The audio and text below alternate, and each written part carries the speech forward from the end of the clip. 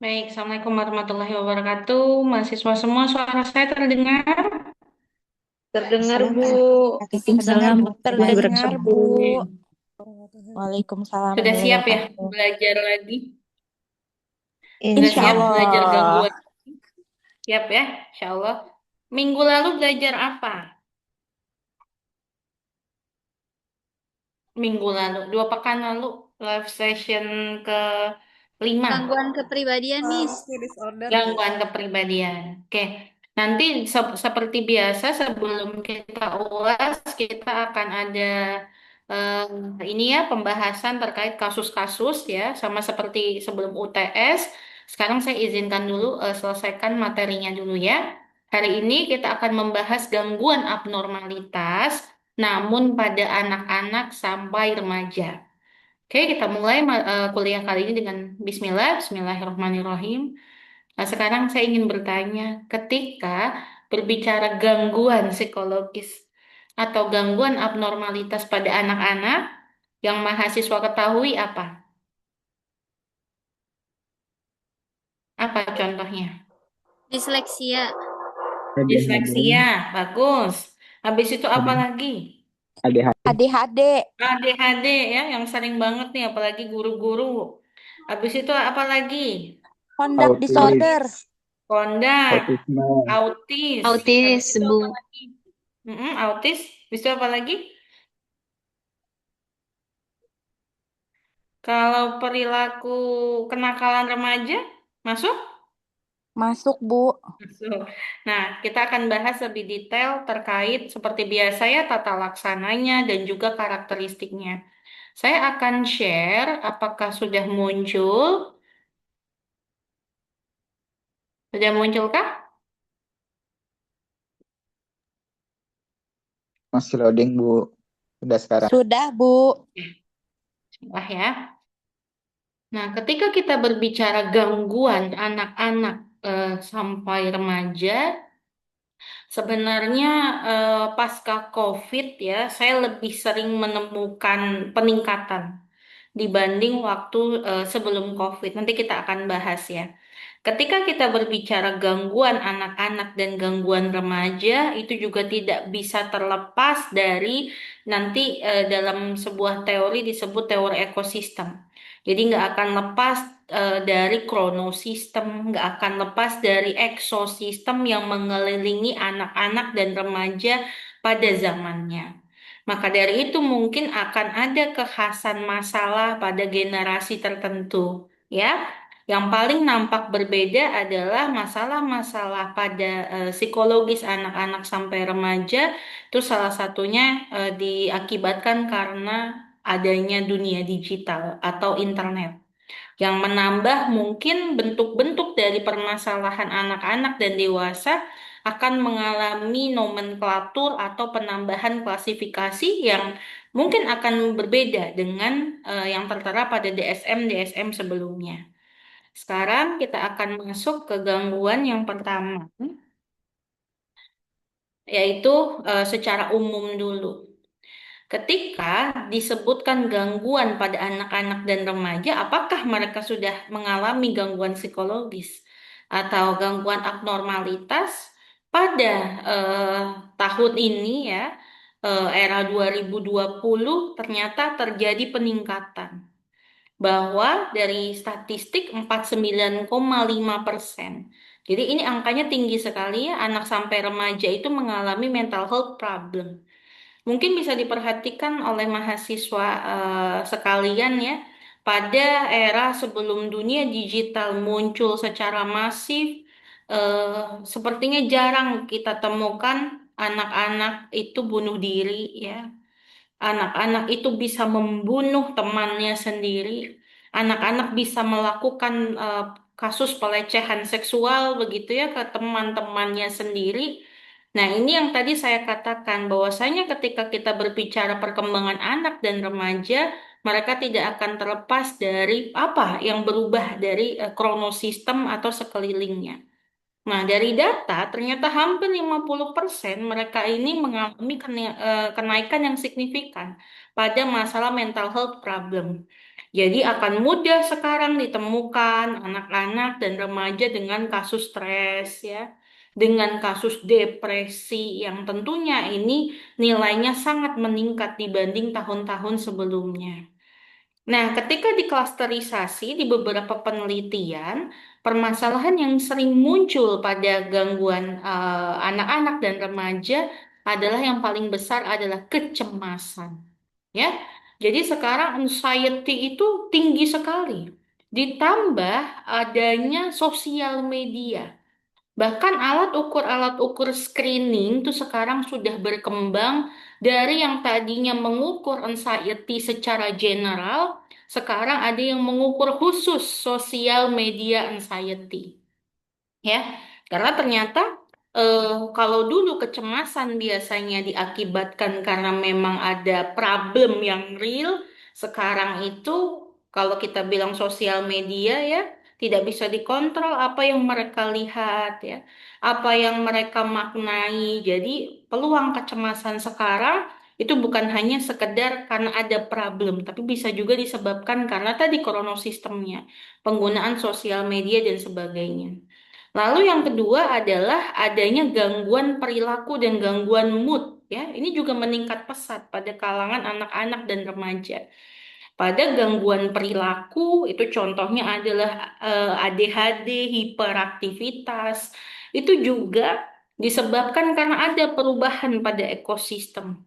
Kalau sekarang makanan-makanan manis ya, makanan-makanan yang ultra proses, makanan yang dari gluten itu jadi lebih mudah diakses dan rata-rata memang mudah ditemui.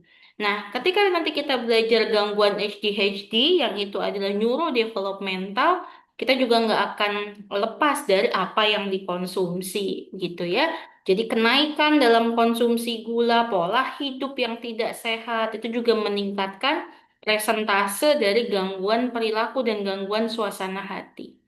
Lalu yang agak menyedihkan pada remaja-remaja sekarang tuh sudah banyak yang terpapar gangguan zat. Ya, gangguan zatnya berupa apa? Berupa pil-pil ya, berupa miras, itu sudah masuk. Bahkan saya menemukan kemarin kasusnya di SMP. Ya, jadi mereka itu sudah untuk menenangkan diri, entah saya taunya mereka tuh informasinya dari mana, mereka mengonsumsi pil-pil antidepresan yang akhirnya menyebabkan adanya ketergantungan zat. Dan yang meningkat adalah kasus bunuh diri. Dan ini menjadi keprihatinan bersama. Kalau pada tahun-tahun sebelum 2020 menemukan kasus bunuh diri pada anak itu jarang. Tapi sekarang bisa ditemui dengan mudah kasus bunuh diri. Nah, lagi-lagi kenapa kasus bunuh diri itu meningkat? Karena ekosistem mereka juga sudah berubah. Sekarang menemukan misalkan konsumsi konten-konten sosial media ya seperti menyilet-nyilet tangan ya yang direkam lalu dipublikasikan dan itu akhirnya dilihat oleh remaja, oleh anak-anak yang secara kognitif mereka belum matang begitu. Itu juga akhirnya menyebabkan tren bunuh diri itu meningkat. Karena tadi akhirnya yang ininya sekarang jauh lebih luas dan mental. Nanti kalau saya nge-lag, tolong dikabarin di chat ya, karena kondisi internet saya lagi kurang stabil. Oke, sekarang saya masuk dulu di sini. Bagaimana menentukan perilaku patologis atau abnormalitas pada anak? Yang pertama adalah early detection itu dilakukan. Ketika kita berbicara kasus patologis, menentukan mereka ini punya gangguan atau tidak, kita ngelihatnya nggak dari anak tetangga ya. Oh, anak tetangga udah bisa ngomong, anak kita belum, jangan anak kita gangguan. Oh, anak tetangga udah bisa interaksi sama sebayanya, anak kita belum. Nah, kita melakukan early detection tentunya dengan asesmen formal yang terstandar. Ya, jadi menentukan anak ini misal ada masalah speech delay, masalah dia secara interaksi sosial ada problemnya, itu ada patokannya. Atau biasa disebut dengan milestone. Nah, Pada kasus-kasus perilaku abnormalitas anak, kadang orang tua itu juga over worry. Misal anaknya 2 tahun tantrum ya. Terus melakukan konsultasi akhirnya, wah anak saya ada gangguan emosi. Nah, ketika kita berbicara perilaku patologis atau abnormalitas pada anak, maka milestone perkembangan, tahapan perkembangan itu perlu sangat dikuasai untuk membedakan ini marah yang wajar, ini marah yang tidak wajar. Contohnya tantrum. Mereka mudah untuk bereaksi. Bagian brainnya itu yang belum matang. Ya, bagian brain yang belum matang diikuti dengan neuron di badan yang juga belum matang. Maka ada batas usianya. Kalau itu di usia, oke, saya ini dulu ya, saya off video dulu. Oke, sekarang sudah lebih jelas kah? Sudah, Miss. Terpotongkah penjelasan saya? Gimana, Mas Rian? Terpotong nggak? Aman, Bu. Tadi Jelas, sempat Aman jelas, ya? Miss. Oke, saya lancar. izin off video dulu ya, karena ternyata mempengaruhi. Nah, contoh ketika kita melihat anak tantrum di usia 4 tahun masih gulung-gulung gitu ya di lantai, itu adalah hal yang sebenarnya masih pada tahapan wajar. Karena pada tahapan perkembangannya memang belum matang begitu di bagian-bagian eksekutif functionnya. Namun ketika sudah usia 8 tahun ya, tantrumnya masih seperti anak-anak, maka kita sudah bisa melihat wah ini red flag. Untuk selanjutnya kita lakukan asesmen perkembangannya seperti apa dan ditemukan masalahnya seperti apa. Dan yang perlu untuk diperhatikan, panduan psikopatologi untuk anak-anak itu berbeda dengan dewasa. Jadi nggak bisa ketika kita berbicara eh, kecemasan secara general, kita diagnosa GAD misalkan atau panic disorder pada dewasa itu kita gunakan checklistnya pada anak-anak. Pada DSM biasanya akan terdapat klasifikasi ya. Kalau pada anak-anak seperti apa disebut gangguan, pada dewasa seperti apa. Jadi tidak bisa kita menggunakan panduan psikopatologi yang sama dengan dewasa. Oke, nah kita masuk dulu ke dalam neurodevelopmental disorder.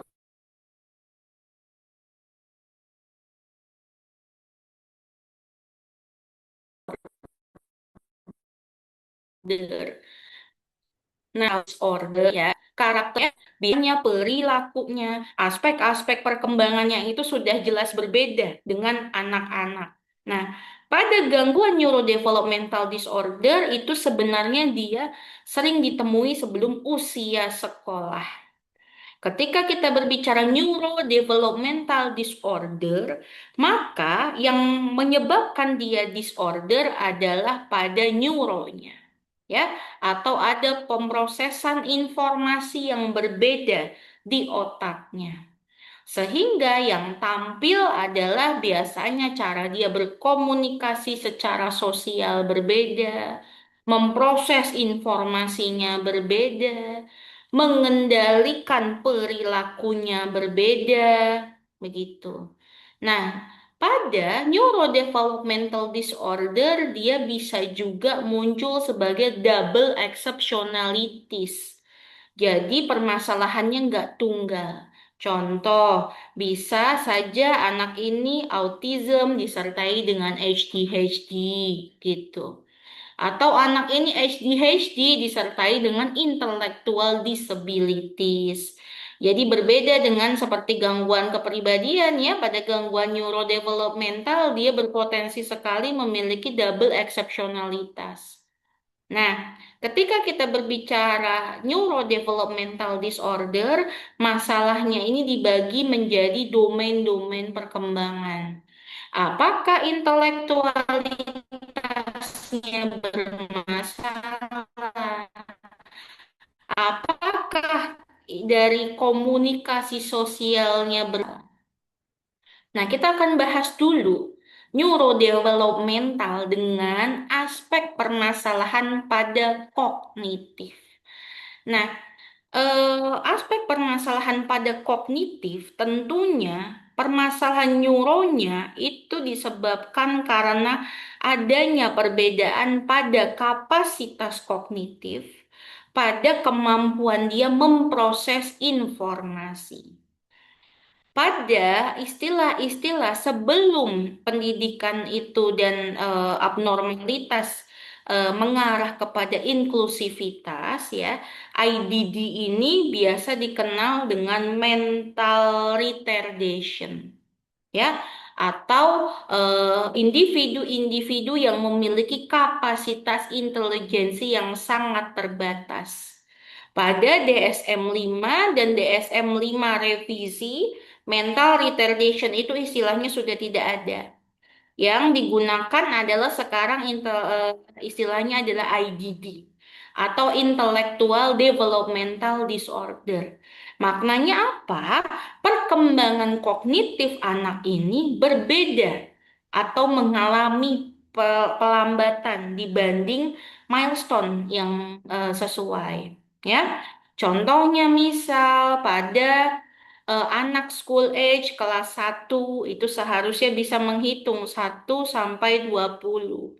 Tetapi pada anak ini 1 sampai 5 saja terbolak-balik. Nah, ini harus red flag ya.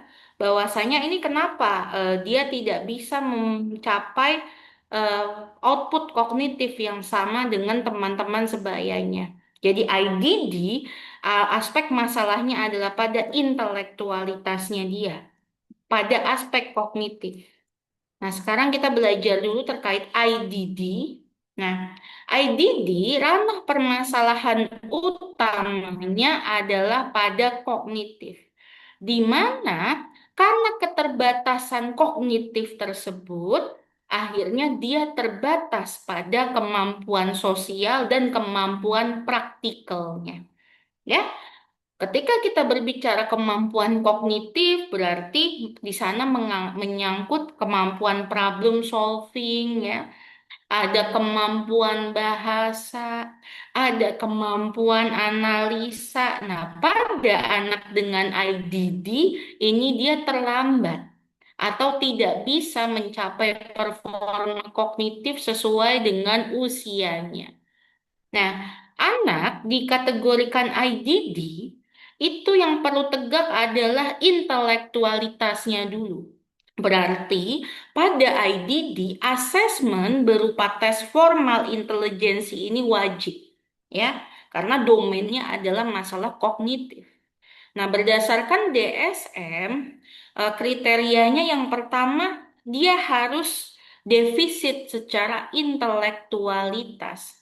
Defisit secara intelektualitas berarti IQ-nya itu harus di bawah 80. Begitu. Nah, karena terbatasnya intelektualitas, maka dia terbatas untuk nalarnya, problem solving, merencanakan, ya. Terbatas juga pada kemampuan berpikir abstrak. Maka dari itu, ketika kita berbicara kemampuan kognitif, anak tidak bisa membaca sampai usia 4 SD, itu berarti, oke, tadi saya terlempar ya. Ini sudah muncul lagi? Sudah, Miss. Sudah nih. Sudah ya? Oke, saya akan matikan video aja. Nah, anak salah satu yang bisa membuktikan dia memiliki kemampuan abstrak yang rendah adalah kemampuan membacanya. Disadari atau tidak, kemampuan membaca itu merupakan kemampuan yang sebenarnya abstrak. Ya, maka dari itu ketika anak sampai kelas 4 misalkan belum bisa membaca, kita perlu curiga ya. Ini arahnya ke IDD atau disleksia. Nanti kita akan belajar bahwasanya ada ada karakteristik sama-sama tidak bisa membaca, tapi bisa saja diagnosanya berbeda. Yang satu IDD, yang satu disleksia. Nanti kita akan lihat syarat-syaratnya.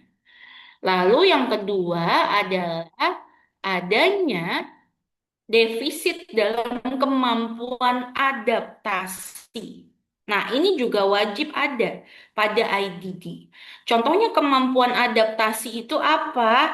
Dia waktu di usia early early age-nya ya, usia 2 sampai 3 tahun belum tahu caranya mandi sendiri, belum tahu caranya buka baju, ganti baju ya.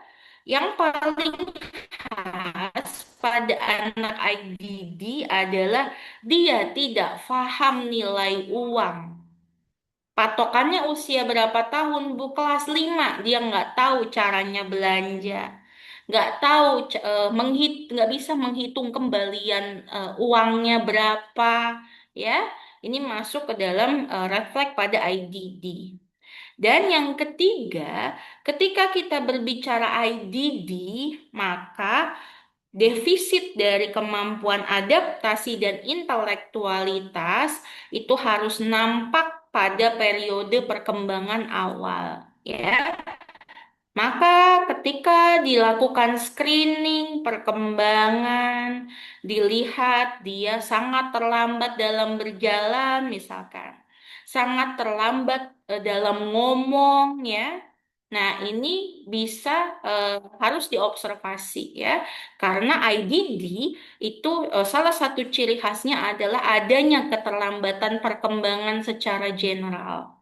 Gitu. Karena tadi intelektualitas problem, dia punya masalah intelektualitas. Nah, sekarang kita masuk ke dalam kategori. Tadi saya katakan pada IDD itu wajib untuk dilakukan tes IQ. Fungsinya untuk apa? Fungsinya untuk mengklasifikasikan bantuan. Jadi, apakah levelnya profound ya, ataukah level dari abnormalitasnya dia severe ya, atau level dari abnormalitasnya adalah moderate, begitu. Nah, klasifikasi pada IQ ini selanjutnya akan mengakibatkan adanya perbedaan dari intervensi dan rencana pengembangan. Begitu. Pada IDD yang golongannya mild, biasanya dia bisa untuk kita arahkan kepada perguruan tinggi, namun yang diploma seperti itu. Nah, akan berbeda dengan yang gangguannya moderate dan gangguannya severe. Pada riset disebutkan anak-anak yang gangguan IDD-nya moderat sampai berat itu memang tidak disarankan untuk difokuskan pembelajarannya pada hal-hal yang sifatnya teoritis. Jadi ketika sudah diketahui nilai IQ-nya berada pada klasifikasi berat atau klasifikasi moderate, maka pola pendidikannya itu harus diubah dengan keterampilan. Nah, anak-anak pada IDD ini memang dia akan terbatas pada kemampuan kognitif yang berupa konseptual, teoritikal, tapi mereka itu biasanya mahir dalam olahraga, mahir dalam hal-hal yang praktikal, mengutak-ngatik mesin, itu mereka mahir. Maka dari itu, ketika kita berbicara IDD, semakin cepat untuk dideteksi, akan semakin lebih mudah peluang kita untuk mengoptimalisasi mereka ke arah yang lebih baik. Karena ketika kita berbicara IDD, ya terkadang ekspektasi orang tua itu belum bisa menyesuaikan ya. Misal kemampuan IQ harus berkuliah gitu. Kuliahnya yang konseptual, yang analitis ya tentunya tidak sesuai dengan kemampuan anak. Makanya akhirnya dia membutuhkan waktu yang sangat lama, misal untuk menyelesaikan pendidikan. Akan ada penurunan motivasi. Jadi pada IDD memang disarankan pembelajarannya langsung diarahkan pada hal-hal yang sifatnya praktikal. Ya, untuk kategori mild dia bisa untuk diarahkan ke perguruan tinggi, namun harus yang sifatnya praktikal atau diploma.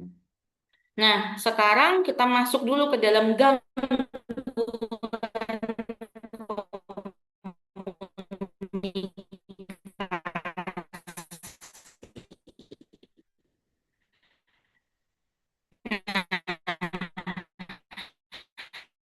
gangguan komunikasi itu sering disebut anak yang terlambat berbicara gangguan komunikasi. Saya stop video dulu ya. Sekarang masih pecah-pecah suaranya? Sudah tidak. Alhamdulillah sudah. Masih. Oke, saya matikan video, mohon izin ya. Nah, ketika kita berbicara gangguan komunikasi ya, speech delay atau late speech atau keterlambatan bicara itu tidak masuk ke dalam kategori abnormalitas. Karena apa? Pada gangguan bicara seperti speech delay itu masalahnya terkadang karena stimulasi yang kurang saja atau oral motor yang kurang saja. Nah, sekarang kita akan pelajari gangguan komunikasi yang jatuhnya pada gangguan abnormalitas atau kategori abnormalitas. Nah, yang pertama adalah pada DSM yang masuk dalam gangguan eh, komunikasi adalah satu articulation disorder. Jadi produktivitas suara salah. Jadi ketika mengucapkan sesuatu suka kebolak-balik ya. Secara artikulasi sangat tidak jelas begitu.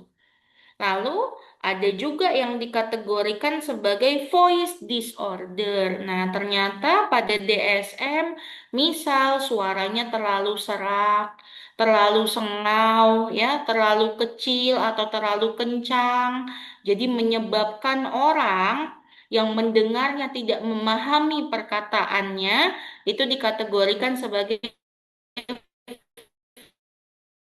voice disorder. Lalu ada juga yang disebut dengan language problem. Nah, pada language problem ini terbagi menjadi dua, yaitu bahasa ekspresifkah problemnya atau bahasa reseptif. Yang tentunya berbeda nih arah problemnya. Ketika kita berbicara bahasa ekspresif, maka berbicara kualitas atau produksi dari bahasa, dari suara, dari kejelasan bahasa yang dihasilkan. Ketika berbicara bahasa reseptif ini adalah masalah dalam memahami bahasa. Jadi ketika diberikan instruksi yang nggak ngerti. Nah, pada ekspresif dan reseptif itu untuk reseptif biasanya dia dipengaruhi karena intelektualitas yang terbatas. Ya, maka pada bahasa ekspresif ini lebih potensial mereka untuk mengalami perbaikan dan bisa mengejar keterlambatan milestone daripada yang bahasa reseptif. Biasanya orang-orang yang terganggu atau memiliki gangguan pada bahasa reseptif, mereka terbatas pada kemampuan memahami bahasa abstrak. Ya, jadi ini khas juga muncul pada anak-anak dengan IDD. Biasanya anak-anak dengan intellectual disabilities dia bahasa reseptifnya itu rendah. Untuk memahami instruksi perlu diulang-ulang.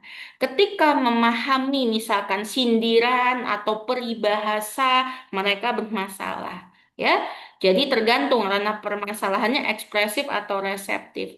Kalau pada ekspresif biasanya bermasalah pada membunyikan kata.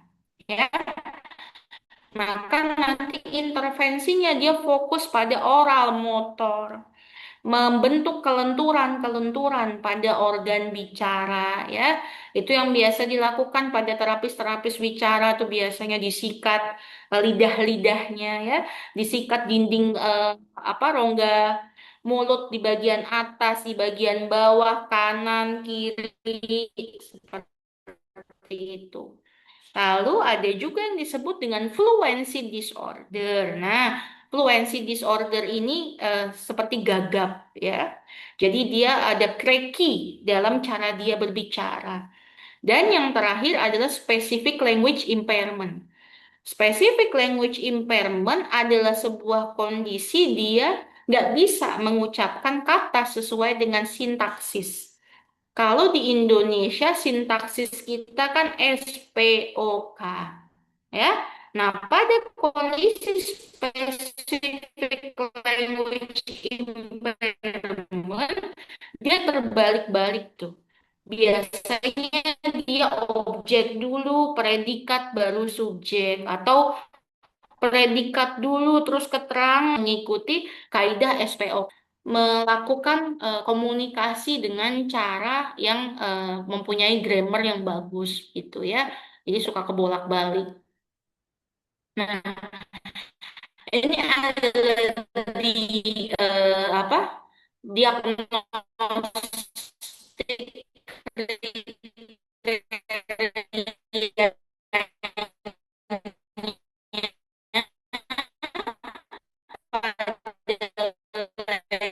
language disorder.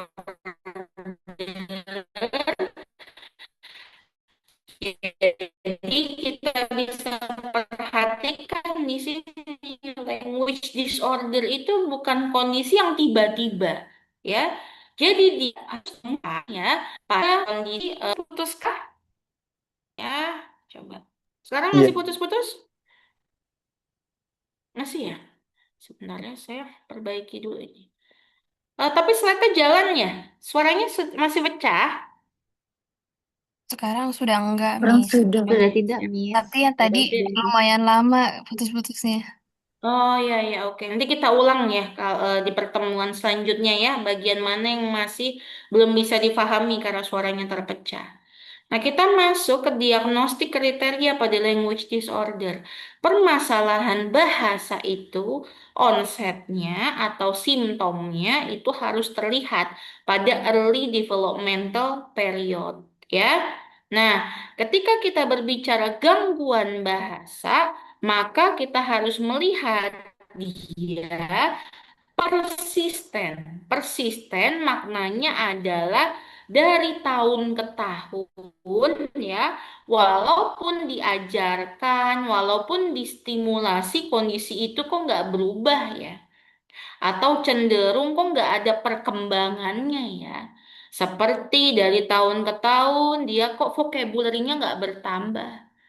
Terus dia secara struktur kalimat kok berantakan terus begitu.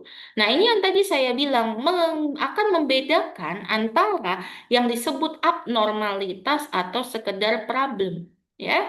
Ketika kita berbicara problem, problem kalau dilakukan intervensi dia bisa mengalami perbaikan. Tapi kalau sudah berbicara abnormalitas, biasanya kondisinya memang menetap, ya. Oke, itu pada language disorder. Sekarang ini pada stutteringnya atau pada gagap, nanti silakan dibaca kembali. Kalau pada gagap itu dia biasanya khasnya ada ngulang syllable. Syllables itu adalah suku kata. Misalkan ngomong kamu, dia ngomong kakak, kamu, mu, begitu ya. Nah, tapi sound and syllable repetition ini berbeda dengan ekolalia. Kalau pada gagap, repetitionnya ini di suku kata. Kalau pada di ekolalia, dia biasanya mengulang-ulang kalimat. Begitu ya. Kalau gagap, mahasiswa juga sudah pernah melihat ya orang yang terbata-bata atau gagap seperti apa. Sekarang kita masuk dulu gangguan bahasa ya. Ada yang disebut dengan social pragmatic communication disorder. Nah, diagnosa ini biasanya diberikan ketika ada kondisi sama seperti autism, ya, tetapi dia tidak memenuhi kriteria autism. Nah, pada social communication disorder, biasanya dia kesulitan untuk menjalin komunikasi dengan fungsi sosial, begitu. Ya, jadi nampak sama dia seperti anak autism yang tidak tertarik dengan komunikasi sosial. Namun, untuk bisa mendiagnosa kriteria ini, tadi ciri-ciri autism bisa muncul pada communication disorder ke dalam gangguan ASD. Nah, ASD itu kita berbicara spektrum ya, bertemu dengan 1000 ASD, kita akan melihat 1000 kriteria atau 1000 kondisi yang mungkin berbeda. Seperti itu. Karena ini disebut dengan spektrum, ya. Jadi bukan kutub, tapi spektrum. Kita akan bahas dulu karakteristiknya. Nah, pada autism ini berbeda dengan ADHD. Pada gangguan ASD atau autism spektrum, dia dapat didiagnosa sebelum usia 4 tahun.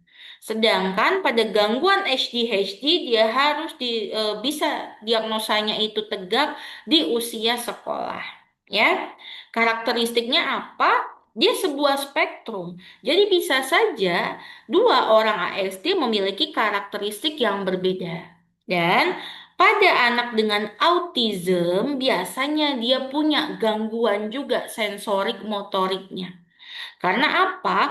Pemrosesan dia punya disfungsi, punya apa? Punya neuron yang berbeda dengan orang yang tipikal ya. Jadi cara dia ya, ada yang sudah pernah ketemu anak dengan autism di sini? Ada yang sudah pernah ketemu? Biasanya anak dengan autism itu gangguan sensorik itu seperti apa, Bu? Gangguan sensorik tuh contohnya dia punya gangguan sensorik pendengaran. Jadi ketika ada orang ngomong kencang sedikit dia bisa tantrum sampai memegang-megang telinga. Begitu. Atau misal dia punya hipersensitivitas terhadap sentuhan, biasanya dia tidak eh, putus-putus lagi. Sekarang masih putus-putus deh. Sudah aman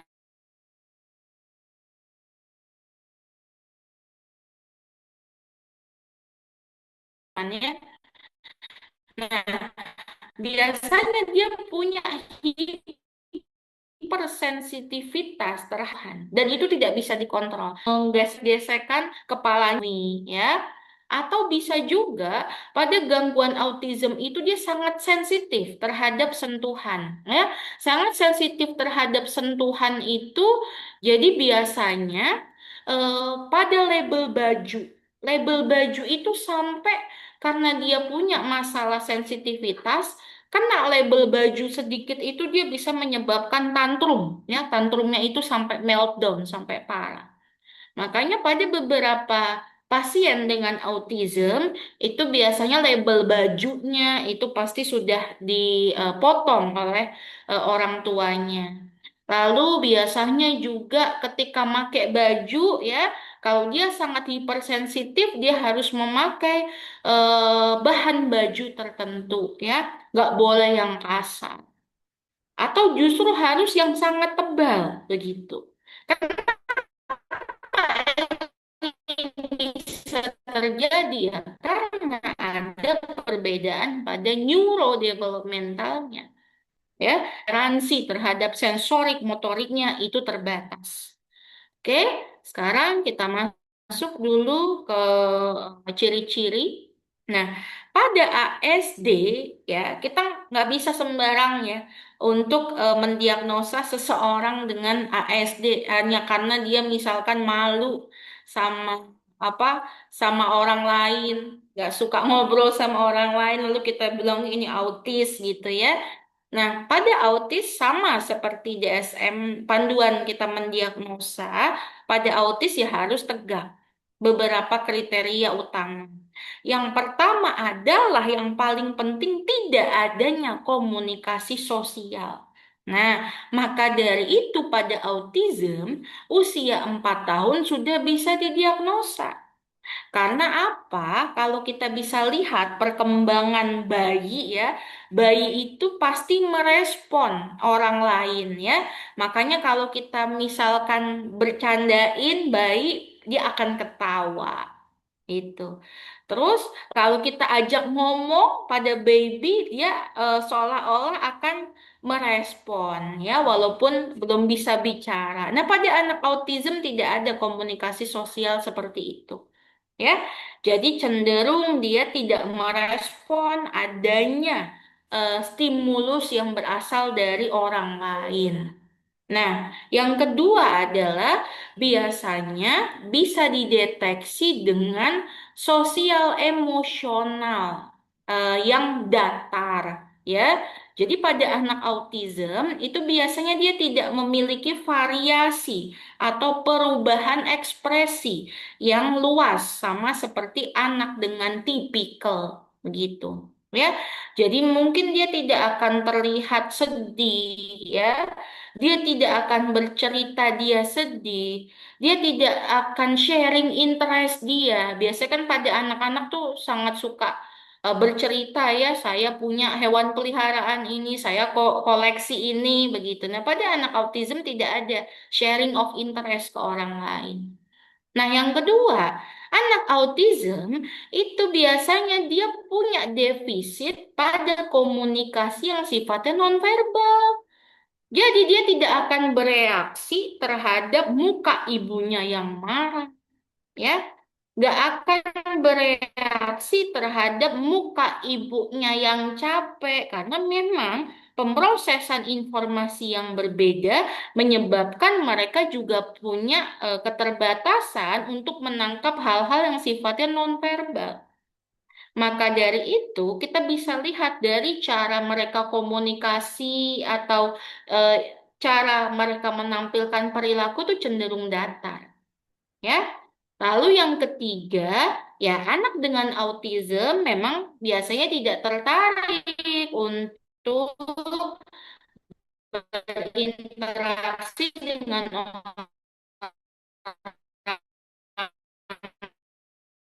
orang lain, ya.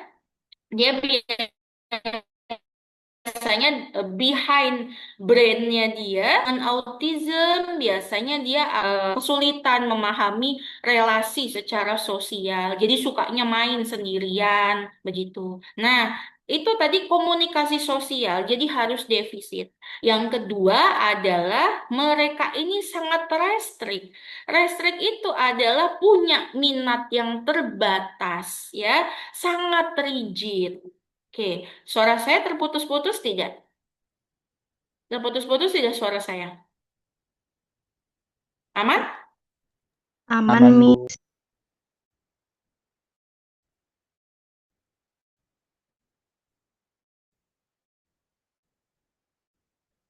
Oke. Ya.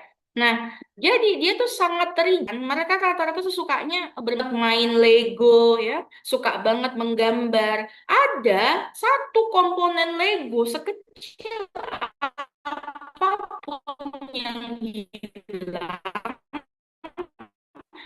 mereka bisa notice itu. Tapi Bikel mungkin bisa dia berjeda. Oke, Legonya hilang, akan saya cari. Akan saya beli lagi. Tapi pada anak dengan ASD atau autism spektrum, perubahan atau kehilangan terjadi itu bisa menyebabkan ya, bahkan terkadang ketika susunan dari bajunya berbeda ya, susunan di kamar mandi, misal dia meletakkan meletakkan sikat giginya tuh harus di gelas warna putih. Tiba-tiba sikat giginya itu ditaruh berbeda di gelas warna biru. Itu bisa mengganggu diri dia. Ya, very restrict. Terus biasanya tercermin dari repetitive pattern of behavior. Jadi mereka sering melakukan gerakan-gerakan yang sifatnya repetitif. Contohnya apa yang sifatnya repetitif? Misalkan dia flapping ya, seperti penguin begitu. Ya. Terus gerakan repetitif tuh contohnya apa? Mereka tuh suka banget biasa dengan spinner ya, tapi tidak cukup Terus biasa yang muncul adalah pada repetitif jenis ekolalia. Jadi pada ekolalia mereka ini cenderung mengulang pertanyaan atau bertemu dengan anak ASD, dia akan bertanya siapa namamu? Sudah kita jawab, dia akan bertanya lagi siapa namamu? Begitu ya, karena apa, dia bertanya siapa namamu itu bukan dengan tujuan adanya komunikasi sosial, tapi bagian dari repetitif patternnya tadi. Maka sering kita lihat, mungkin kalau sering melihat anak-anak dengan autism, mereka sering ngomong-ngomong sendiri begitu ya, sering ulang ulang lagu di waktu yang nggak tepat. Ya karena tadi isinya berbicara anak dengan autism ya. Tadi dia biasanya sangat restrik ya. Minatnya itu terbatas. Contoh, sukanya tuh sama dino ya. Maka setiap hari harus pakai baju dino. Ya. Misal biasa pulang lewatin pasar, lalu cari jalan lain yang lebih dekat sebenarnya. Akhirnya dia tidak melewati pasar yang biasanya dia lewati, menyebabkan dia tantrum gitu ya. Jadi very strict gitu. Nah, kondisi autism ini tuh beragam menganggap anak autism itu punya intelektualitas yang tinggi, padahal ya itu bervariasi. Ada anak-anak autism yang intelektual sangat tinggi. Mungkin mahasiswa pernah nonton film namanya My Name is Han ya. Nah,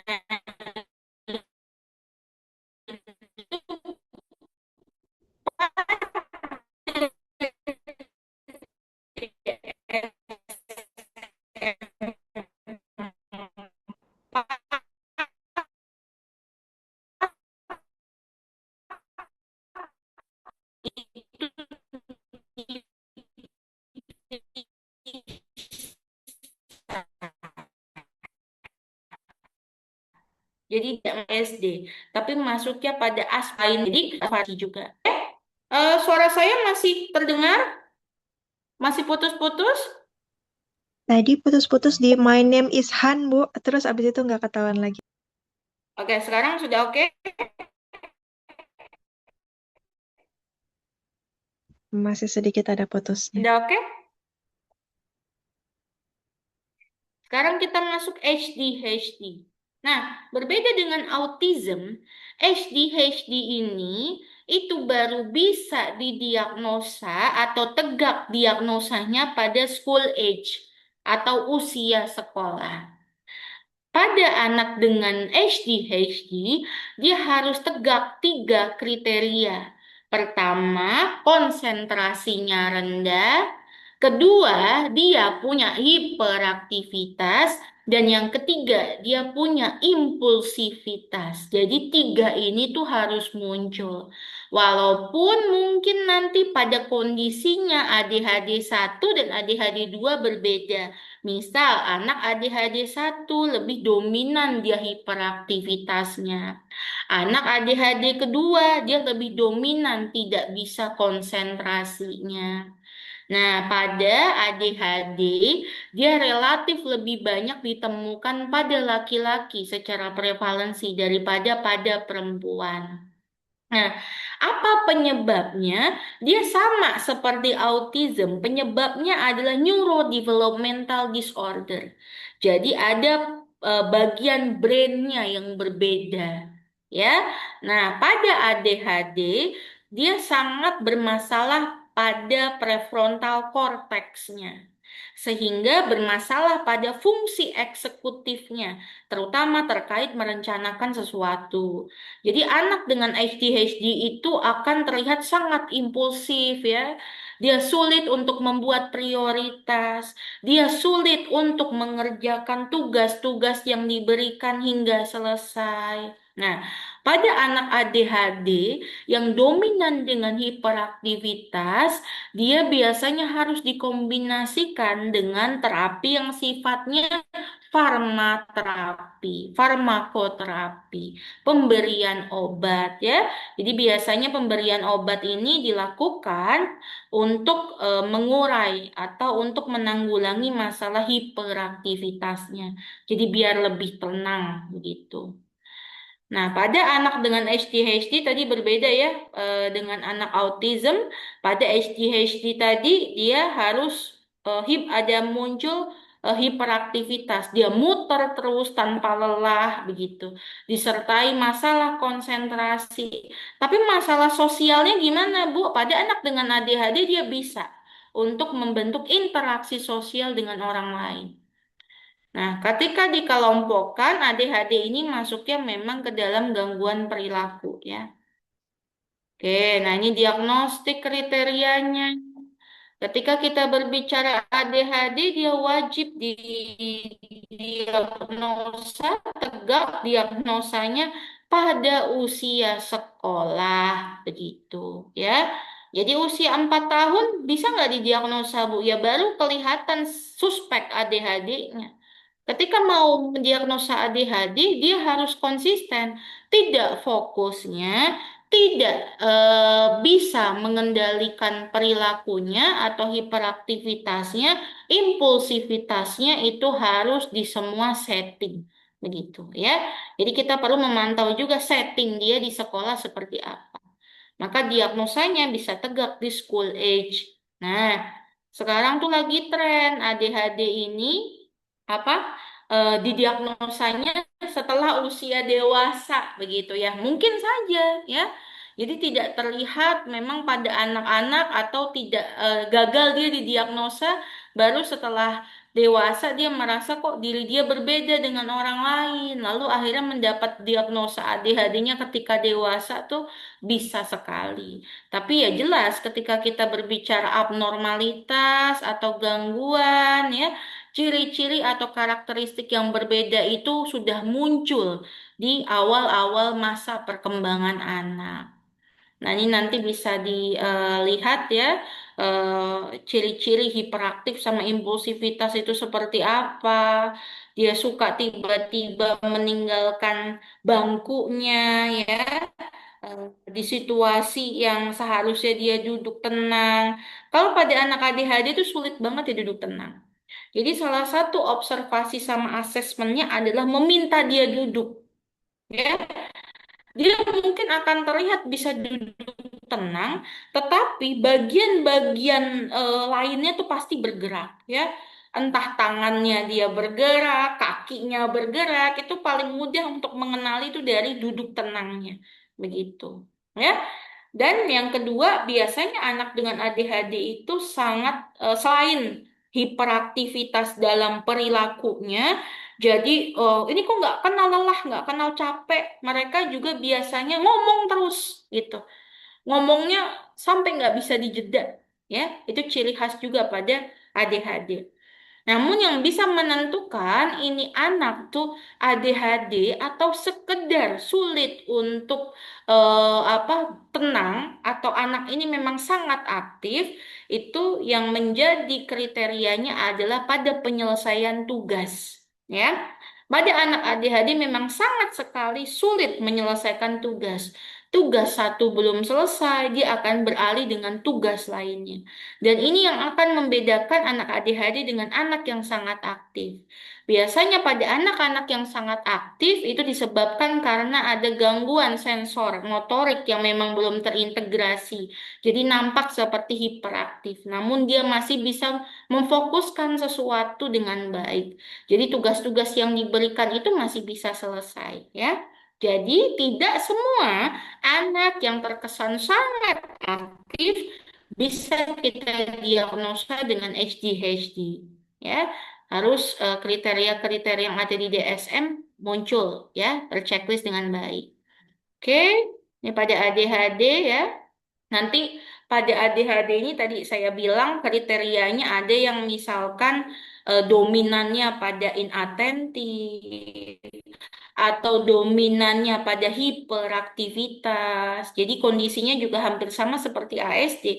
Bisa saja ADHD 1 sama ADHD 2 itu tampilannya berbeda, tampilan area masalahnya berbeda.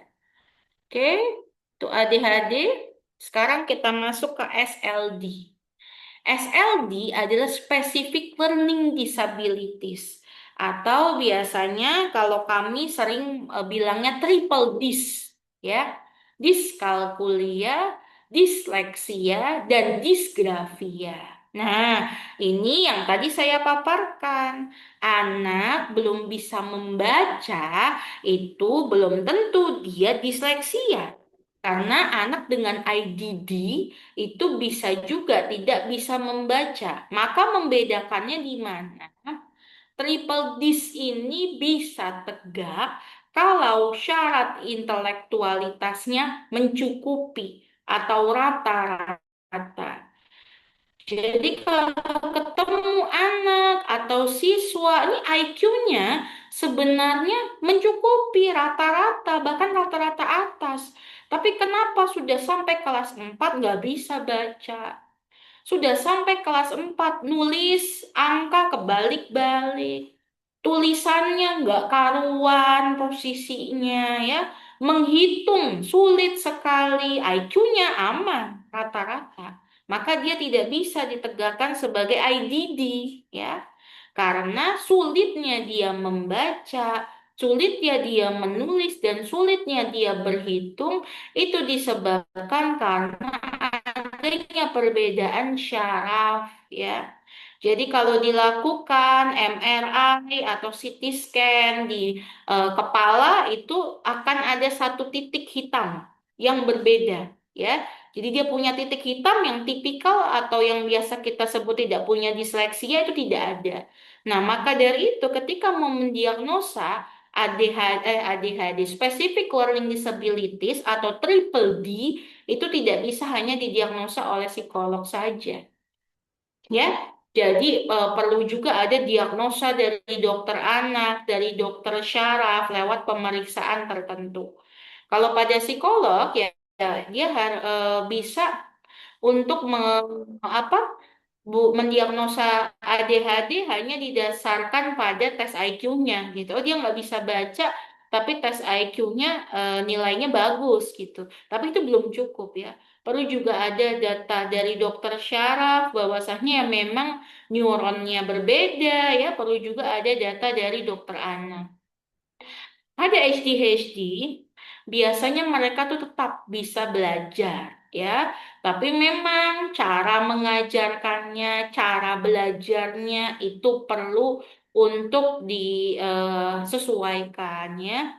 Pada anak-anak dengan disleksia itu biasanya belajarnya bukan dengan membaca, tapi dengan audiobooks gitu. Atau sekarang ada banyak buku-buku tuh yang punya pen talking, ya. Jadi ketika letakkan pennya dia bisa ngomong sendiri. Nah, itu salah satu cara untuk anak disleksia itu belajar, ya. Kalau untuk anak diskalkulia bagaimana, Bu? Pada anak diskalkulia ya harus digunakan program-program penghitungan secara otomatis, ya. Pada anak disgrafia gimana? Dia nggak bisa menulis dengan rapi. Maka bisa diarahkan langsung dengan mengetik. Seperti itu. Ya. Ingat, triple dis bisa tegak kalau ada gangguan calistung, ya, tetapi IQ-nya rata-rata atau IQ-nya mencukupi. Dia nggak boleh IQ-nya setara dengan IDD. Oke. Sekarang kita masuk conduct problems. Nah, conduct problems ini itu biasanya adalah salah satu kriteria ya di mana kita bisa mendiagnosa dia nanti dewasa itu sebagai antisocial disorder atau psikopati ya. Biasanya orang-orang yang psikopat itu waktu kecil punya conduct problem. Nah, ini kita akan bahas bagaimana kenakalan yang wajar dengan yang tidak wajar. Mana yang sifatnya conduct problemnya normal dengan abnormal.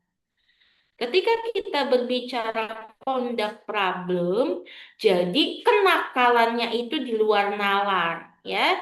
Jadi misal secara tahap perkembangan yang namanya anak-anak usia 3 sampai 4 itu lagi sering nyayang binatang. Biasanya seperti itu. Jadi dia sering pelihara kucing, biasanya minta pelihara ayam yang warna-warni itu gitu. Terus tiba-tiba kita lihat ada anak usia 3 sampai 4 tahun kok merasakan kesenangan dengan nyiksa binatang, ya. Jadi dia melihara binatang dengan tujuan menyiksa. Ya, itu adalah age inappropriate pada actionnya dia. Maka kenakalannya bukan hanya kenakalan yang umum, ya, tapi bisa red flag pada conduct problem. Nah, pada conduct problem adalah dia berbeda tahapan perkembangannya. Contohnya, pada anak-anak usia dini sampai usia SD, itu biasanya dia sedang sangat taat pada aturan. Ya, maka biasanya anak-anak TK, anak-anak SD, kalau melanggar peraturan itu mereka sangat peka. Ya, biasanya mereka selalu ngadu kalau ada orang yang melanggar peraturan. Nah, pada anak-anak dengan conduct problems, di usia seharusnya patuh, dia tidak patuh. Itu. Dan di usia yang seharusnya anak-anak itu belum bisa berbohong, dia sudah berbohong. Ya, jadi memang berbohong di usia dini begitu. Pada anak-anak itu berbohong, mereka itu kemampuan berbohong itu biasanya muncul di usia 5 sampai 6. Itu pun juga kenapa mereka berbohong biasanya karena tekanan atau karena ketakutan dari ketakutan dia dimarahi oleh orang tuanya. Nah, pada anak-anak dengan conduct problem, dia berbohong itu sudah bertujuan, ya memang sengaja berbohong, bukan menghindari amukan atau amarah dari orang tuanya. Nah, lalu tadi kenakalannya itu nggak umum ya.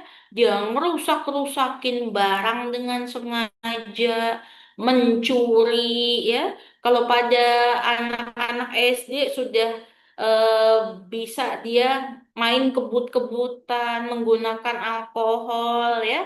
Ini disebut dengan conduct problem. Nah, ketika kita berbicara conduct problem, ada lagi yang namanya ODD. Nah, pada conduct problem biasanya munculnya setelah ODD. Nah, ODD itu adalah oppositional deviant, ya. Jadi, conduct problem ini muncul setelah ODD atau adanya sebuah perilaku di mana dia sangat menentang otoritas tadi. Nah, biasanya pada ODD itu bisa ditegakkan di usia 6 tahun, ya. Pada conduct disorder ini bisa ditegakkan kalau memang di usia 6 tahun dia sudah memiliki ODD. Begitu. Nah, ODD dan conduct problem ini harus masuk ketika kita mau mendiagnosa seseorang punya antisocial behavior seperti psikopat, ya. Jadi psikopat, orang-orang yang psikopat itu nggak muncul tiba-tiba, ya. Pada tahapan perkembangan awalnya, dia sudah menunjukkan perilaku yang berbeda dengan orang pada umumnya, dengan anak seusianya, ya. berbeda dalam cara mereka mengekspresikan emosi, berbeda dengan kenakalannya. Jadi kenakalannya itu nggak umum gitu ya. Berbeda cara mereka berperilaku ya. Jadi psikopat itu nggak muncul tiba-tiba. Mereka pasti sebelumnya ada ODD dan juga ada CD. Nah, ini ya, pada ODD tadi 6 tahun, pada CD dia 10 tahun. Jadi ODD dulu yang ditegakkan baru CD. Nah, ketika kita berbicara conduct problem, ODD, ya, itu biasa kita kenal kalau bahasa Indonesianya adalah tunalaras, kenakalan remaja. Nah, karakteristiknya gimana orang-orang yang punya CD dan ODD? Biasanya kalau di compare sama teman sebayanya, nilai IQ-nya lebih rendah. Terus yang kedua, mereka ini biasanya punya kesulitan dalam bahasa.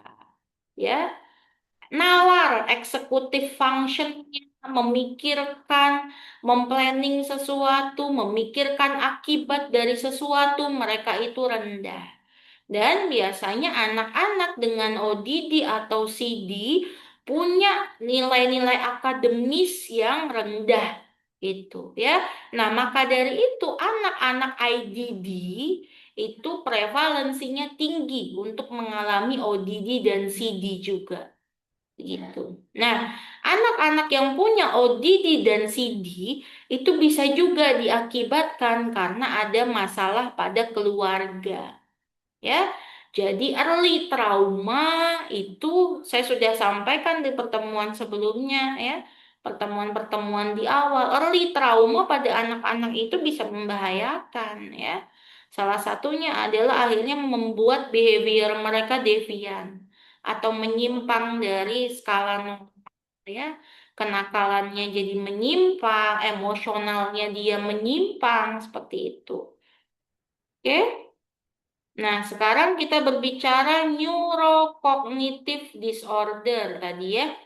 Pada neurocognitive disorder, dia itu ada hampir sama seperti ADHD sebenarnya ya, neurocognitive disorder itu, tetapi berbeda dengan IDD. Kalau pada IDD adalah dia wajib nilai IQ-nya itu di bawah rata-rata.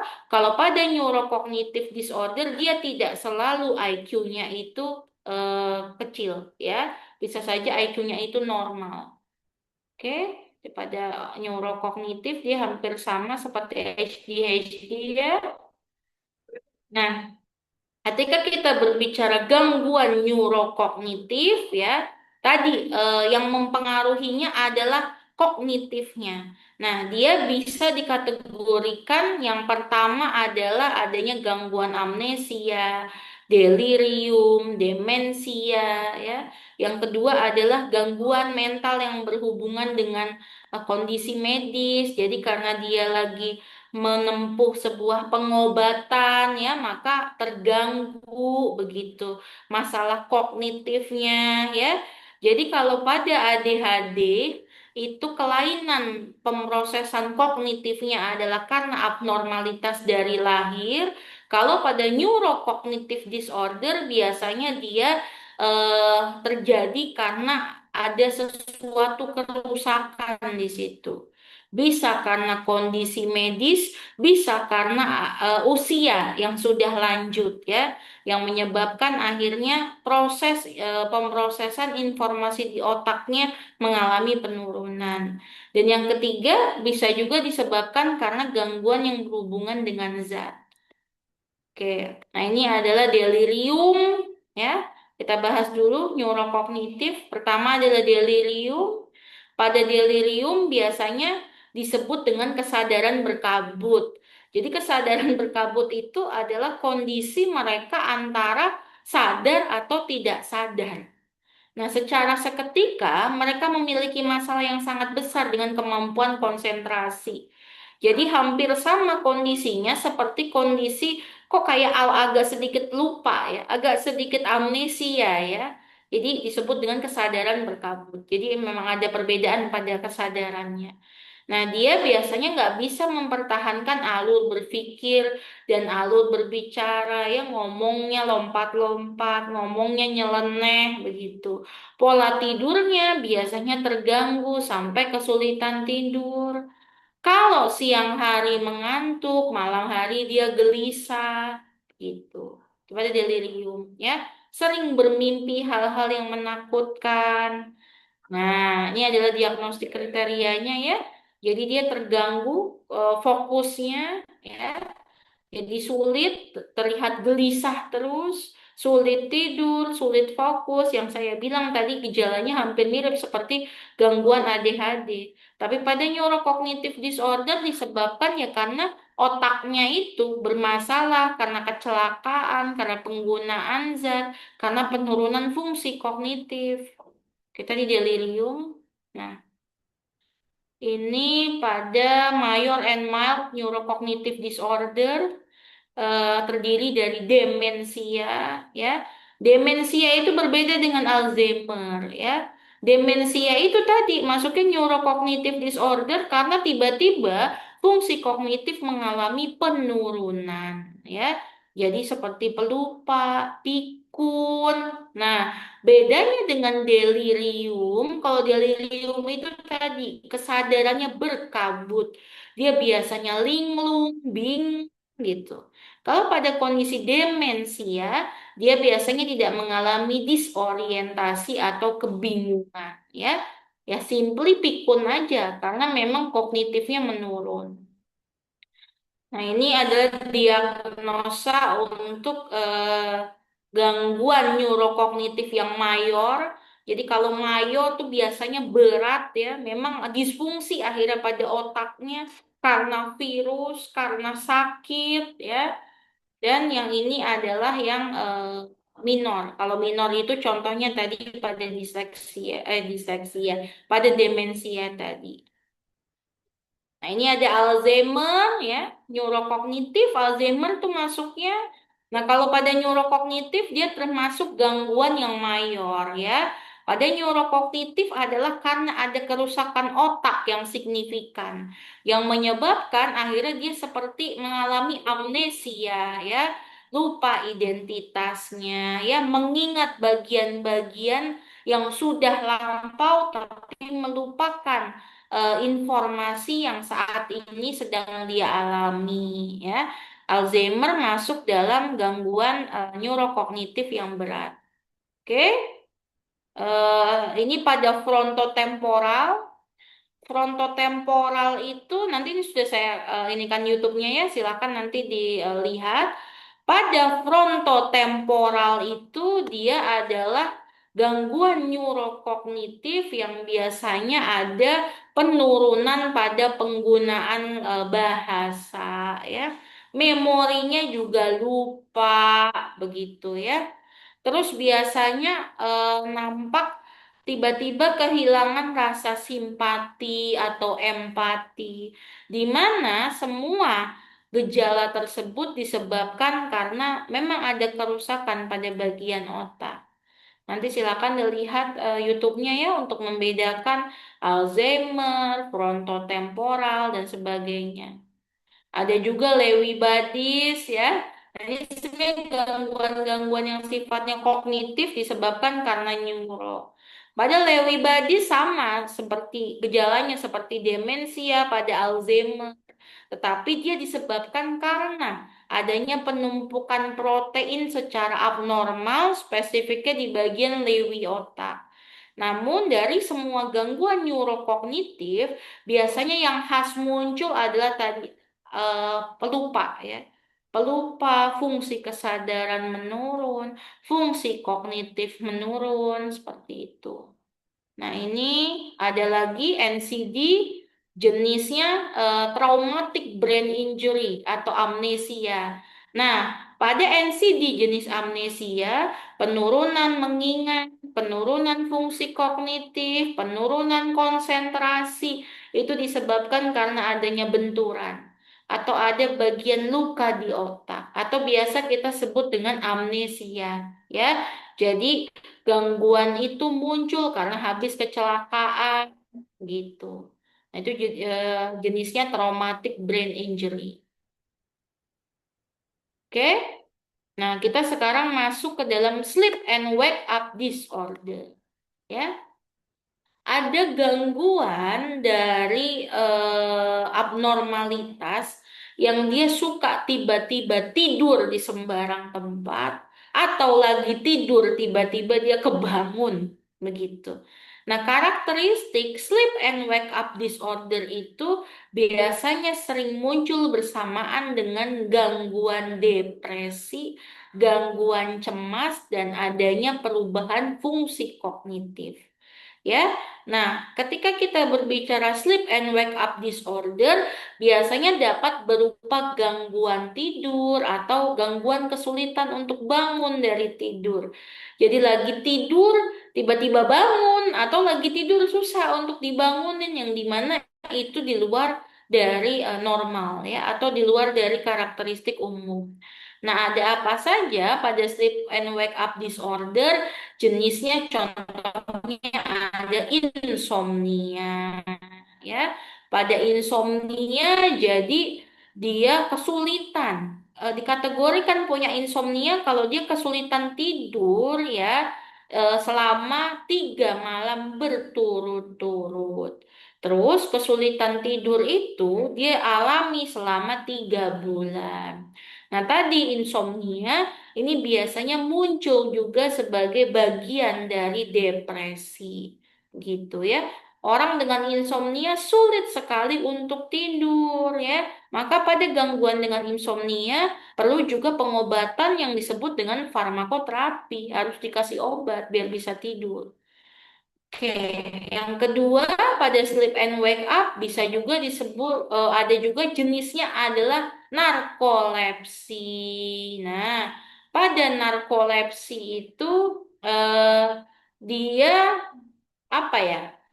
Jadi tiba-tiba eh, tidur ya. Kalau pada narkolepsi itu nah, kita bisa lihat dari adanya episode dari katapleksi. Terus dia ada nocturnal sleep-nya. Ini nanti mungkin lebih jelas kalau saya paparkan dengan kasus ya. Bedanya narkolepsi, insomnia. Nanti di pertemuan selanjutnya insya Allah kita akan bahas kasus biar bisa memahami bedanya gangguan tidur. Nah, pada gangguan tidur ya, bisa juga dikategorikan sebagai gangguan apnea. Pada gangguan apnea tuh biasanya lagi tidur tiba-tiba sesak nafas begitu. Kesulitan untuk bernafas ya. Tiba-tiba sesak nafas, sulit nafas ya. Seperti kehilangan kemampuan untuk dia bernafas gitu, seperti hampir sama seperti serangan jantung, itu bisa dimasukkan ke dalam gangguan tidur.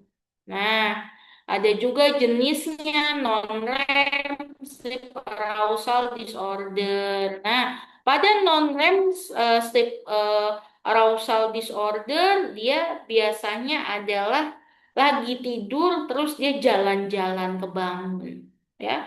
Dalam kondisi tidur tiba-tiba dia sleepwalking. Nah, itu kategorinya non-REM.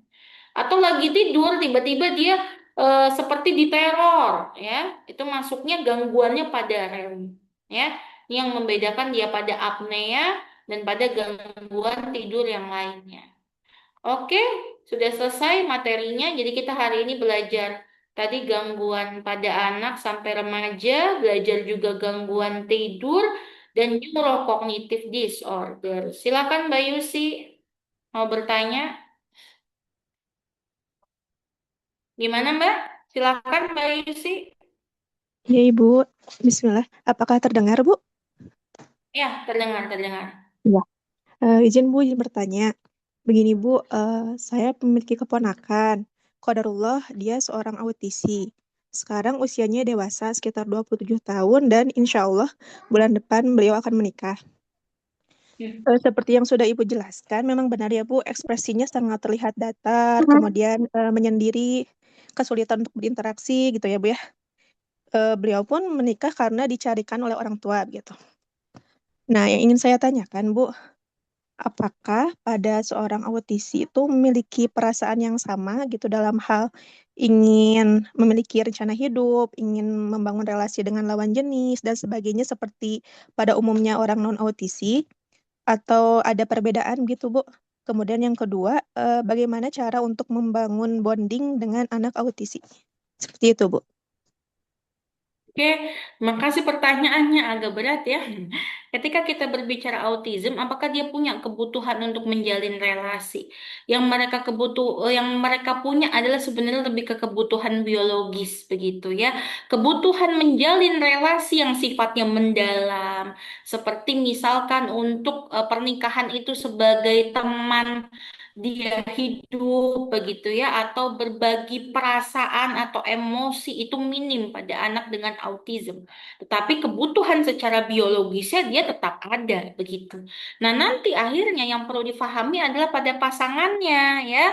Mungkin akan dia tidak bisa pada anak-anak autism itu misalkan merespon emosi dari pasangannya dengan cara yang benar begitu.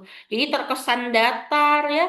Dia juga tidak bisa untuk memahami ekspresi emosi ya yang sifat-sifatnya nonverbal. Tapi apakah bisa menikah? Bisa. Ada beberapa autism dewasa yang pernah saya temui memang menikah, ya. Tetapi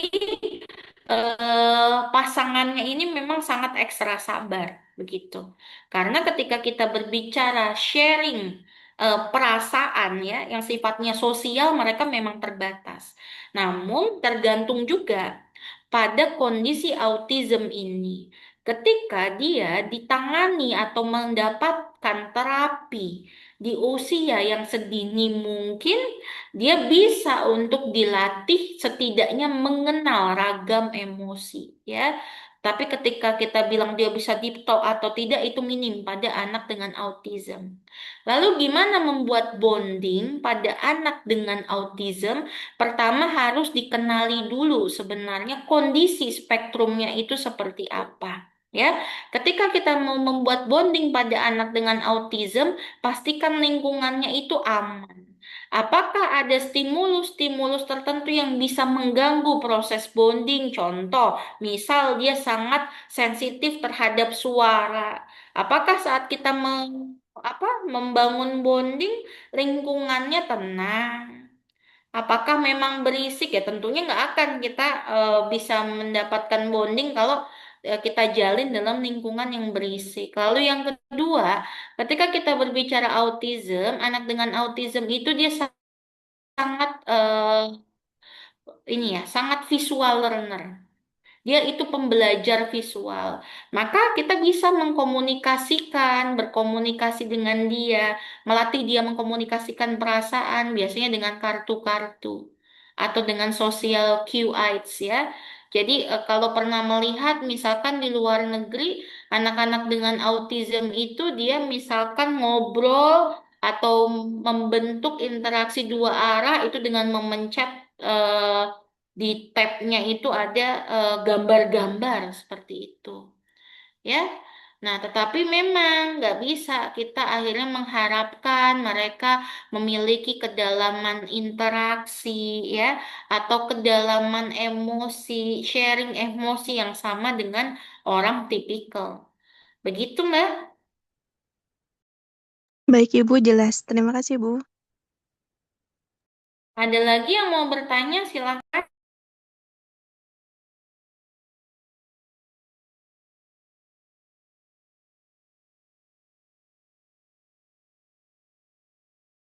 Silakan Mbak Windy, mangga Mbak Windy. Ya, Assalamualaikum halo Ibu. Mbak. Ya, Mm-mm. ini saya ingin bertanya terkait dengan ADHD pada usia remaja, terutama di sini fokusnya adalah anak dengan konsentrasi rendah dan impulsif. Eh, saya ketika mendampingi anak dengan ADD mungkin ya Bu ya bisa dibilang karena tidak hiperaktif. Itu eh, jika pada usia eh, sekolah dasar atau mungkin TK itu masih bisa didampingi dengan terapi. Tapi ketika masa remaja balik, rasanya dia yang pertama itu merasa minder ketika masih harus terapi atau konsul, misalnya ke entah itu DSA ataupun ke psikolog, ke tempat terapi. Jadi seperti ada rasa lelah, jenuh, dan apa ya, bertanya-tanya kenapa masih melakukan hal ini gitu. Sedangkan dari sekolah pun masuk sekolah inklusi ya. Jadi dia masuk sekolah normal, bahkan dimasukkan ke kelas unggulan. Yang saya kadang berpikir apa dia mampu gitu masuk kelas unggulan. Tapi yang jadi persoalan adalah dari proses belajar dia. Secara rata-rata dia nilai bagus, cuma saya jadi berpikir gimana ya, ada hal-hal tertentu yang dia itu tidak bisa sama dengan anak lain yang memang ya kalau ibu bilang tadi kan karena impulsifnya, karena konsentrasinya rendah, rentang konsentrasinya kan lebih rendah daripada orang lain. Dia jadi ini Bu, jadi apa? Terasa berbeda dengan teman-temannya. Jadi merasa lelah kok aku begini begitu sih. Jadi saya berpikir gimana ya Bu pendekatannya untuk anak-anak remaja gitu dengan anak ADD ini. Jadi supaya dia tetap percaya diri dan bisa melanjutkan mimpi dia ke depannya. Terima kasih ya Bu. Oke, terima kasih Mbak Windy. Semoga senantiasa diberikan kesabaran ya mendampingi karena mendampingi dengan anak dengan ADHD itu saya tahu lelahnya luar biasa ya. Bahkan kadang akhirnya kok orang tuanya jadi harus mengambil sesi terapi atau konsul. Pada dengan anak dengan ADHD memang mereka akan cenderung mengalami gangguan pada self esteem atau pada konsep dirinya ketika remaja. Karena kalau kita tarik dalam teori perkembangan, pada remaja memang dia fokusnya pada identity. Dia akan melihat kenapa pada diri dia kok berbeda, pada diri orang lain tidak mengalami hal yang sama. Maka itu adalah sebenarnya dinamika psikologis yang wajar. Tuh. Lalu yang kedua yang bisa dilakukan apa? Berarti sekarang adalah perlu adanya nanti bisa dibuat janji temu dengan psikolog atau psikiater untuk menjelaskan kondisinya begitu. Karena memang beberapa ADHD yang saya temui, individu dengan ADHD yang saya temui, dia hanya menjalankan terapi ya atau dia hanya dipaksa untuk melakukan A, B, C, D intervensi, tapi dia tidak memahami memang yang terjadi pada diri dia itu apa. Maka harus bisa dipastikan dia mendapatkan penjelasan yang baik terkait kondisi diri dia. Begitu. Lalu, ketika kita berbicara bagaimana cara meningkatkan kepercayaan diri dia pada anak dengan ADHD, memang cenderung mereka itu akan merasa berbeda karena tadi konsentrasinya singkat. Maka saatnya menemukan dan mengasah bakat minat dia itu di mana. Biasanya pada anak-anak dengan ADHD mereka bagus sekali pada tugas-tugas yang sifatnya performance ya. Tugas-tugas yang sifatnya olahraga, maka bisa dialihkan seperti itu. Jadi konsep diri yang dia lihat bukan hanya karena dia berbeda, dia tertinggal terus, dia harus menempuh perjalanan yang lebih panjang daripada teman-temannya, namun saatnya sudah menggali atau membuktikan bakat minat dia di mana. Namun yang lebih penting dari itu semua adalah dia harus dipastikan sudah mengerti perbedaan diri dia dengan orang lain. Begitu Mbak Winnie. Ada yang mau ditanyakan lagi? Tidak Bu, terima kasih ya Bu. Ya. Oke, sekarang Mbak Anissa. Gimana Mbak Ya, Anissa? Assalamualaikum Bu Wanti. Ya, saya mau Ya, nanya salah. gini Bu Wanti. Jadi ada sekarang saat ini anak ini sudah remaja dan dia tuh memang dari broken home family. Nah, problemnya adalah dari dia kecil dia memang sudah memiliki seperti kesulitan untuk memandang orang, tidak suka dengan sosial dan sangat defiantnya nggak suka konstruksi atau aturan. Itu ketika dia masih kecil ya Bu ya. Nah, saat Ya. ini qadarullah masyafa'al dia tuh seperti merasa dia tidak peduli apabila orang lain itu kesulitan karena dia. Kalau dia bilang saya mau ke rumah sakit, saya harus ke rumah sakit. Kalau saya mau ketemu psikiater, saya harus ketemu psikiater gitu, Bu, tanpa memperdulikan kesulitan keluarganya. Nah, permasalahan yang dihadapin keluarganya itu kalau diikutin terus juga anaknya ya nggak belajar ya, Bu ya, tambah keras gitu, Bu. Tapi kalau nggak diikutin, anaknya juga ya banting pintu misalnya kayak gitu. Jadi bagaimana, apa yang harus dilakukan keluarganya gitu ya, Bu? Jazakillah khair. Oke, ini agak kompleks juga ya Mbak Nisa. Dia pernah Iya, didiagnosa ASD nggak? Karena rigiditas sekali ya. iya dia sangat rigid. Tapi kalau diagnosa nggak pernah, Bu.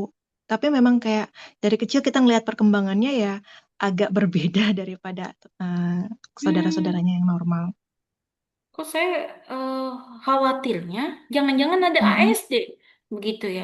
Karena cara Mm-mm. dia merespon perubahan ya, cara Iya. dia untuk mempertahankan rencananya itu sangat mirip ya dengan individu Mm-mm. autism begitu. Mm-mm. Mm-mm. Jangan-jangan memiliki itu. Nah, Betul. bagaimana caranya ketika kita berbicara individu dengan autism untuk mengkomunikasikan perubahan ya, adanya pergeseran rencana itu harus dilakukan briefing berulang kali sebelum perubahan itu terjadi. Jadi dia bisa mengantisipasi hal tersebut. Itu kalau memang kecurigaan saya terbukti ada masalah pada ASD-nya. Jadi jangan-jangan dia Mm-mm. individu pada autism. Yang kedua, bisa juga itu ada masalah pada emosional problemnya dia. Ya, Mm-mm. jadi perlu dicek dulu apakah memang dia sudah mengerti masalah regulasi emosi. Ya, tapi kalau saya kok khawatir karena dia very restrict begitu ya. Terus dari kecil Mm-mm. juga komunikasi sosialnya minim. Saya khawatirnya memang ada ASD di situ. Makanya apa yang Kalau bisa dilakukan? Yang bisa dilakukan ya. adalah coba diperiksakan dulu di asesmen. Ya, apakah memang dia memiliki ASD atau ada hal lain? Begitu, Mbak. Karena ketika Kalau kita gitu, Bu. berbicara individu dengan autism atau ASD tadi ya, perubahan sekecil apapun itu mengganggu. Maka pola parenting, Mm-mm. pola pengajaran itu juga harus menyesuaikan. Jadi saran saya segera Oke. disarankan untuk dilakukan pemeriksaan Mbak Nisa. Kalau pemeriksaannya Ibu kira-kira bisa merekomendasikan psikolog perempuan yang sudah kenal sunnah belum ya, Bu? Karena orang tuanya juga sangat restrict kepada agama gitu ya, Bu. eh Daerah Di mana? daerah Pondok Cabe. Hah? Pondok Cabe, Tangerang Selatan. Oke, nanti WA saya ya. Baik, baik, insya Allah. Terima kasih banyak, Ibu. Ya, Jazakil khair. saya khawatirnya ASD itu mirip sekali. Oke, lanjut. Ada lagi yang mau bertanya? Ada lagi yang mau bertanya? Tidak ada. Baik, kalau tidak ada yang mau ditanyakan, saya cukupkan materi kuliah hari ini. Nanti insya Allah sebelum UAS ya, kita akan ada bahas kasus yang terjadi ya untuk membekali mahasiswa dengan kemampuan identifikasi, kemampuan asesmen. Jadi nanti mungkin akan ada penambahan satu kali live session, tapi kita lihat dulu dari eh, jadwal yang ada bisa tersedia gitu nggak kita menambahkan satu live session lagi. Kalau tidak ada yang ditanyakan, saya izin sudahi. Terima kasih atas kehadiran mahasiswa semua. Semoga diberikan kemudahan dalam memahami. Mohon maaf ketika ada kekurangan. Saya tutup dengan hamdalah. Alhamdulillahirrahmanirrahim. Assalamualaikum warahmatullahi wabarakatuh.